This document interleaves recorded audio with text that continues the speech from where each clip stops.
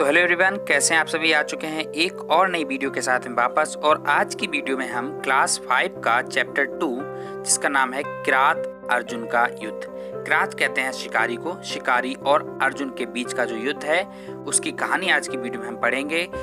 युद्ध क्यों हुआ, युद्ध का कारण क्या हुआ और उसका परिणाम क्या निकला, ये सारी बातें आज की वीडियो में हम जानेंगे। अगर आप चैनल पर नए हैं तो चैनल को सब्सक्राइब करें, वीडियो को लाइक और शेयर करना बिल्कुल ना भूलें, क्योंकि हम आपके लिए अच्छी अच्छी कहानियाँ लाते रहते हैं। हमने वीडियो में वर्ड्स मीनिंग भी डाले हैं, तो जरूरत के मुताबिक आप उनको नोट भी कर सकते हैं। तो समय को बिना गवाते हुए वीडियो को शुरू करते हैं।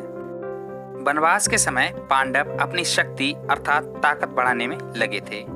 अर्जुन पशुपति नामक अधिक बलशाली दिव्यास्त्र प्राप्त करने के लिए भगवान शंकर की तपस्या में जुटे थे। अर्जुन भगवान शंकर की तपस्या इसलिए कर रहे थे क्योंकि उन्हें पशुपति नाम का एक बहुत ही बलशाली दिव्यास्त्र चाहिए था। एक दिन वे रोजाना की तरह पूजा अर्चना में लगे हुए थे कि तभी अचानक एक भयानक शूकर कहते हैं सुअर को, जंगली सुअर गरजता हुआ अर्थात दहाड़ता हुआ आया। अर्जुन का ध्यान भंग हो गया, उनकी जो पूजा अर्चना थी वो टूट गई और उन्होंने उस पर अपना बाण अर्थात तीर चला दिया। अर्जुन दौड़ते हुए उसके पास पहुंचे तो देखा कि उसके बदन अर्थात शरीर पर 2 तीर लगे हुए हैं। अर्जुन ने तीर निकालने के लिए हाथ बढ़ाया ही था कि एक जोरदार आवाज उन्हें सुनाई दी, सावधान तपस्वी, उसे हाथ भी मत लगाना, वह मेरा शिकार है। अर्जुन ने देखा कि एक जंगली किरात, जैसा मैंने पहले बताया किरात का मीनिंग होता है शिकारी, धनुष बाण लिए दौड़ा चला आ रहा है। उसका वदन अर्थात शरीर बहुत ही बलिष्ठ है, बलिष्ठ अर्थात बलवान ताकतवर मालूम होता है। उसके चौड़े माथे पर जंगली फूलों की बेल बंधी हुई थी और बदन पर मृग चर्म था। मृग चर्म कहते हैं हिरन की खाल को मृग चर्म कहते हैं। अर्जुन ने कहा, इसका शिकार मैंने किया है। जिस समय मैंने इसे देखा था उस समय इसके वदन पर कोई भी बाण नहीं लगा था, इसलिए मैं इसे नहीं छोड़ सकता। किरात ने क्रोध अर्थात गुस्से में आकर अपना धनुष आगे बढ़ाया और कहा, यदि तुम पीछे नहीं हटे तो तुम्हें मुझसे भी युद्ध करना पड़ सकता है। अर्जुन ने भी कहा, तो फिर इस शिकार का निर्णय अब युद्ध से ही होगा। देखते देखते दोनों के मध्य अर्थात बीच में भीषण अर्थात भयंकर भयानक युद्ध शुरू हो गया। बाण पर बाण बरसते रहे, परंतु एक भी बाण किसी के शरीर को स्पर्श अर्थात छू भी नहीं सका। अर्जुन अब तक स्वयं को ही सर्वश्रेष्ठ अर्थात सबसे अच्छा, सबसे अधिक धनुर्धर मानते थे। धनुर्धर कहते हैं जो धनुषधार बाण चलाता हो।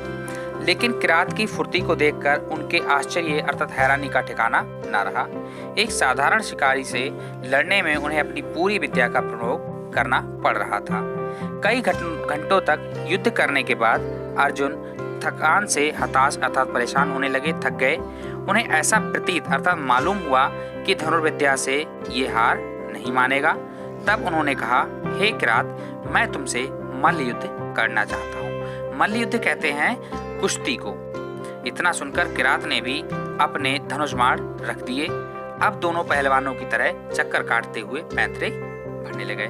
जैसे ही अर्जुन ने कहा कि किरात, मैं आपसे अब धनुर्विद्या में नहीं लड़ूंगा, अब मैं आपसे कुश्ती लड़ूंगा, तो उन्होंने भी अपने धनुष बाण रख दिए और दोनों पहलवानों की तरह कुश्ती करने लगे।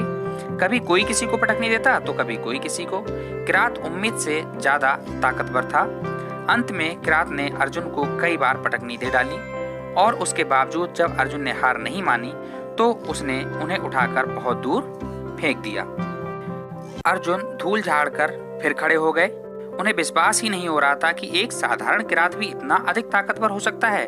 अर्जुन की दृष्टि अर्थात नजर में अपने करों, अर्जुन की जो दृष्टि थी, नजर थी, वो अपने हाथों से बनाए हुए शिव जी पर पड़ी। तो वे बोले, हे किरात, तुमसे युद्ध करने में मुझे बड़ा आनंद आया, लेकिन जरा ठहरो, मैं पहले भगवान शंकर की आराधना अर्थात पूजा अर्चना कर लूं, फिर मैं तुमसे युद्ध करता हूँ। अर्जुन इतना कहकर शिव जी की पूजा में व्यस्त हो गए, बिजी हो गए, मगन हो गए।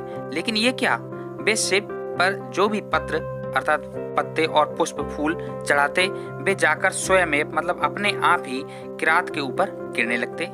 अर्जुन हाथ जोड़कर किरात के आगे खड़े हो गए। अर्जुन युद्ध छोड़कर जब शिवजी की पूजा करने लगे और वे जो पत्र पुष्प शिवजी पर चढ़ाते थे वे अपने आप ही किरात के ऊपर जब चढ़ने लगे तो वे हाथ जोड़कर उस किरात के सामने खड़े हो गए और कहने लगे, आप साधारण किरात नहीं हो सकते, आप अवश्य ही कोई देव हैं अर्थात देवता हैं। कृपया आप अपना सही परिचय अर्थात जान पहचान बताइए। देखते देखते किरात की जगह मुस्कुराते हुए भगवान शंकर साक्षात प्रकट हो गए और बोले, हे अर्जुन, तुम मेरी परीक्षा में सफल हुए। तुम असलियत में ही बहुत वीर हो। इतनी कठिनाई के बावजूद तुमने मुझे एक साधारण आदमी समझकर मुझ पर अपने दिव्यास्त्रों का उपयोग नहीं किया।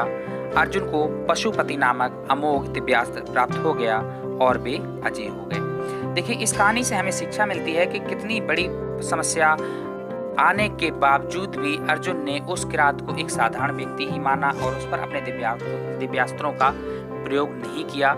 वह चाहते तो दिव्यास्त्रों से उन्हें हराने की कोशिश भी कर सकते थे, लेकिन उन्होंने ऐसा नहीं किया। तो हमें शिक्षा मिलती है कि हमें चाहे कितनी भी बड़ी विकट समस्याएं क्यों ना आए, हमें बाधाओं से लड़ना चाहिए, साहसपूर्वक उनका मुकाबला करना चाहिए, उनसे हार नहीं माननी चाहिए, क्योंकि हर समस्या के सामने कोई ना कोई जीत अवश्य छिपी होती है। आज के लिए इतना ही, फिर मिलते हैं किसी वीडियो में। जय हिंद, जय भारत।